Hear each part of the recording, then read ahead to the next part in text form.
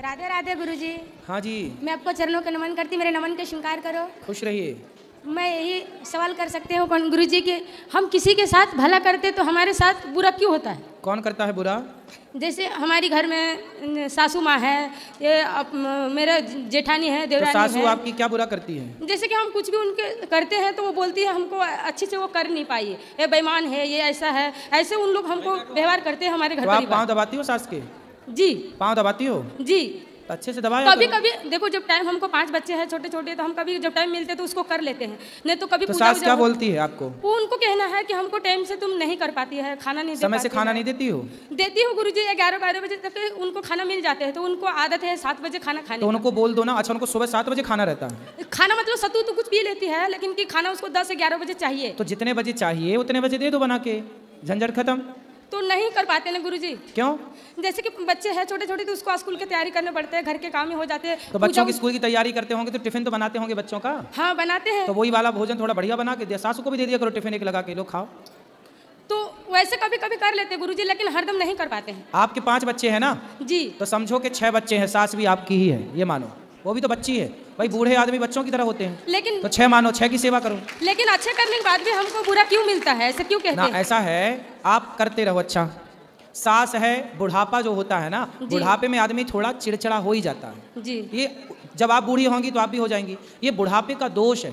जैसे बुढ़ापे में ना आदमी थर थर कांपने लगता है, हाथ कांपने लगते हैं। बुढ़ापे में खांसी ज़्यादा है, कफ ज़्यादा है, बीमारियां ज़्यादा हैं। ऐसे बुढ़ापे में ना सब बीमारियां घेरती हैं, सब चीज़ें होती, अकेलापन हो जाता, कोई बात नहीं करता, कोई बैठता नहीं, तो वो चिड़चिड़ा हो जाता है। इसलिए आपको चुप रहना है, जब आप सास को नहीं देना, और आप समय से उनको भोजन दो। ये समझो कि वो आपकी एक बेटी ही है।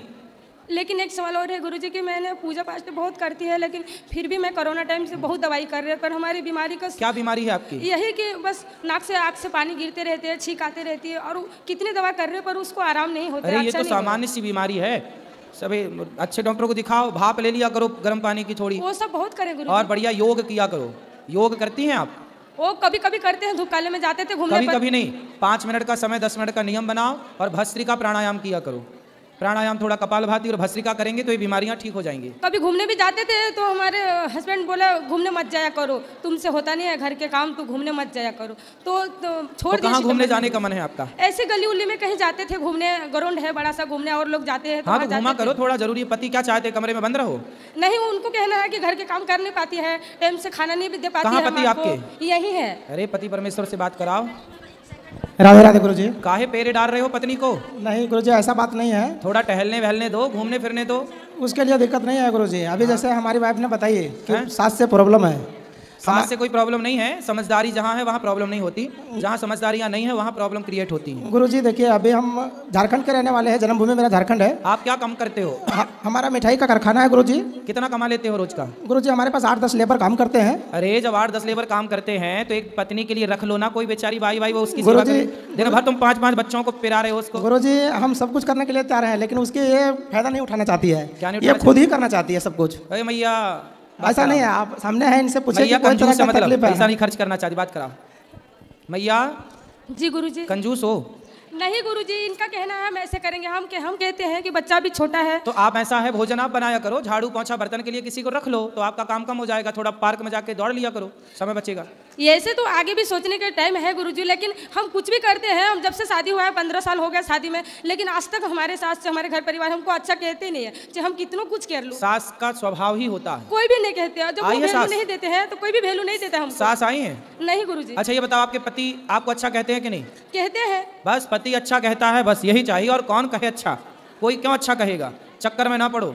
हम आपको कह रहे हैं आप बहुत अच्छी हैं, आपके पति आपको कह रहे हैं आप बहुत अच्छे हैं, ये सभी श्रोता भी कह रहे हैं, क्यों आप लोग भी कह दो बहुत अच्छी। लो बस सब कह रहे हैं, अब सास के चक्कर में ना पड़ो, है ना। और सुनो, एक काम वाली रख लेना झाड़ू पोंछा के लिए, इनको थोड़ा 5-5 बच्चे हैं। गुरुजी हम सब करने के लिए तैयार हैं, लेकिन वो करने ही नहीं चाहती है। और मम्मी का जो प्रॉब्लम है, जैसे हम लोग 4 भाई हैं गुरुजी, चारों भाई से सबसे अधिक ज़्यादा प्रेम करती है मम्मी, हमको ऐसा लगता है, और हमारे ऊपर विश्वास भी करती है। हम झारखंड के रहने वाले हैं, महाराष्ट्र में के अमरावती शहर में हमारा कारखाना है। ठीक है। अभी 10-10 लड़के हमारे पास काम कर रहे हैं, हम अच्छे खासे 1.5 लाख रुपये महीने में कमाते भी है गुरुजी। वाह। और हर चीज़ की सुविधा, किराए पर रहते थे, अभी अपना मकान भी लिए हैं, लोन पर है, तो लेकिन चल रहा है, सब कुछ सुविधा अपनी है। माँ को समझाओ कि मैया बुढ़ापे में गुरुजी चुप भी रहा करो। गुरुजी हमारी माँ आज से लगभग 20 साल पहले से बीमार है, और बहुत बड़ी बीमारी थी, उनको ब्लड उल्टी होती थी। अब ले आना, हम समझाएंगे। मम्मी भाई बीमारी तो ठीक हो जाएगी। गुरुजी ना मम्मी को दिक्कत है ना वाइफ को दिक्कत है, मेरी वाइफ समझना ही नहीं चाहती इस बात को। वाइफ नहीं है, ये आपकी धर्म पत्नी है। हाँ धर्म पत्नी कही है गुरुजी, क्या सॉरी इसके लिए। क्या समझना नहीं चाहती? धर्म जैसे ये जो चाहते हैं वो नहीं करना चाहती। जैसे मम्मी आती है, अभी 2 महीने आके मेरे पास महाराष्ट्र में रही। हाँ। मम्मी को इतना तकलीफ हुआ गुरुजी कि रो के यहाँ से गई। अभी मैं लाना चाहता हूँ अपने पास तो वो आना नहीं चाहती है। बोलता है बेटा तू तो सेवा ठीक करता है, लेकिन बहू हमारा हमसे बात नहीं करती है, हमको तकलीफ होता है तो हम तुम्हारे पास जाके उसको तकलीफ नहीं देना चाहते। बात कराओ बहू से। चलो, वो ये चाहती है कि आप लोग सुखी रहो, हमारे वजह से हमारी बहू दुखी ना हो, इसलिए हमारे पास नहीं आती है। बात कराओ। अभी हम लोग महाकुंभ में गए थे, काशी गए, अयोध्या राम मंदिर गए, यहाँ पे आए, सास को भी लेके आए हैं, इनको भी लेके आए हैं। मेरी सास अभी साथ में है, हमारा एक लड़का भी साथ में है। हम इसके लिए ये नहीं कहते कि हमारी माँ को तुम तकलीफ देगी तो इसका मतलब हम तुम्हारे माँ को नहीं देखना चाहें। इनकी माँ को लेकर हर जगह आए, इनके पिताजी को भी बुलाए नहीं आए। हम जैसे चाहते हैं कि हमारी माँ की सेवा भरपूर ये करे, अच्छी से करे, और नहीं करे तो कम से कम ये करे कि उनको तकलीफ किसी बात को ना दे। बात कराओ, बात कराओ। बोलिए गुरुजी। आपका बेटा है? जी। कितना बड़ा है? 11 साल का है। उसका ब्याह होगा, उसकी बहू आएगी जी।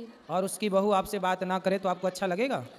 तो अच्छा नहीं लगेंगे गुरुजी, लेकिन जब तो हम फिर सास से आप बात क्यों नहीं कर- अपनी सास से बात गुरुजी करते? 1.5 महीना रही मेरी माँ, इसको हम पूछे, हम कर चल गए थे बेंगलोर अपने दोस्त के यहाँ। चलो, तो बात कराओ, उधर से समझाते आए तो पूछे हम कि क्या हुआ, तुम लोग को कोई बात हुआ? तो बोले नहीं, मैं तुम्हारी माँ से कोई बात ही नहीं की। बात और वही बात नहीं करना उनको तकलीफ समझ में आता है कि भाई हम आए इसके पास, बात ये हमसे बात नहीं करती है। क्यों नहीं बात करती वो सास से? जब हम बात करते हैं तो भी हमको गलत समझते हैं और नहीं बात अरे करते हैं तुमने ये कीड़ा पाल रखा है गलत समझने का। तो वो बोलती है हमारे बच्चों को तेरी माँ राक्षसी नहीं है, तेरी माँ ऐसी है। कोई बात नहीं, बोलने दो। आप तो बात करो, सेवा करो। आप क्यों उनकी तरह बनती हो? सामने वाला यदि आपको कुत्ता आपको देख के भौंकता है तो आप भी भौंकने लगती हो क्या कुत्ता को देख के? जी गुरुजी ऐसे नहीं करते हैं। हमको पहले बहुत मारी उरी, पर वो सब भूल के सास हमको आपको मारी? जी कितने बार मारे। क्यों हमको मारी? सब लोग मारे, हम बोलते थे ये अच्छे नहीं है। सास ने मारी आपको? सास भी मारी है, ननद भी मारी है, देवर भी मारे हैं, हमारे हस्बैंड भी मारे हैं, लेकिन हम सब भूल के सास को बोली कि माँ जो हुआ से हुआ, अब अच्छे से खाओ, अच्छे से पहनो, पर फिर भी वो हमको गलत समझ बैठती रही। चलो कोई बात नहीं, आप क्या समझाएं? गुरुजी आपको? समझ की बात है, आज से लगभग 15 साल स्थिति कुछ ऐसी हो गई थी। गाँव में रहते थे तब तक कोई व्यवसाय नहीं था मेरे पास, और उस टाइम स्थिति ऐसी थी। आज भी वही ना समझ इसके अंदर है कि हमको सब कोई देखना ही नहीं चाहता है। तो आपकी माँ इनको मारती क्यों थी? आज से 15 साल पहले की बात है। पूछे ना गुरुजी कि इस तरह से हुआ क्यों था। आज भी वही बात है। 2 महीने हो गए माँ को गाँव गए मैं, इनको बोला एक बार बात तो कर लो, कम से कम बात ही नहीं करना चाहती है किसी से।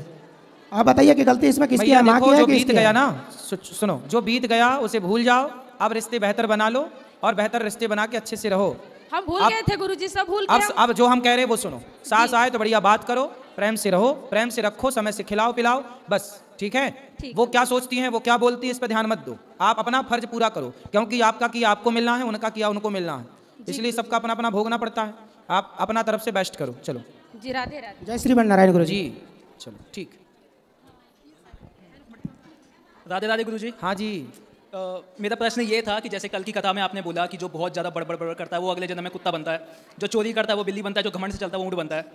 तो वो लोग अगले जन्म में कौन सा जानवर बनते हैं जो फेक पना दिखाते हैं, नकली पना दिखाते हैं? जो फेक पना दिखाते हैं वो क्या बनते हैं? वो गिरगिट बनते हैं, गिरगिट। गिरगिट भी तो फेक कलर बदलती है ना, गिरगिट। मेरी मम्मी है और मेरी नानी हमारे साथ। मम्मी है कि मैया? मैया मैया बोलना। राधे राधे गुरुजी। हाँ जी। अब बताओ, नानी से बात कराओ। क्या? मम्मी कह रही है कि हमारी तरफ से आपको I love you. Radhe Radhe Guruji. हाँ मैया। हमने पोथी पाठ कराया, अब राधे राधे गुरुजी, खुश अपने रहिए। आशीर्वाद दीजिए। खुश रहिए, खुश रहिए।